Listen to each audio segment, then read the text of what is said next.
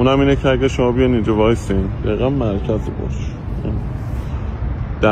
مرکز برج توی فضای باز، و اگه دوربین گوشیتون رو بیارید دقیقا به صورت عمود بگیرید و زوم بکنید تو دوتا کاشی وسط برج میبینید که دست راستی عدد 13 رو به راحتی میتونید ببینید، و اگه بیشتر دقت کنید عدد 50 رو در ادامهش، یعنی 1350 سال ساخت برج. و اگه کاشی چپش رو نگاه بکنید نوشته شهیاد و حسین امانت مهندس معمار این برج. این منظرم یکی از جذاب‌ترین رازهای این برج، میتونید بیایید و ببینید.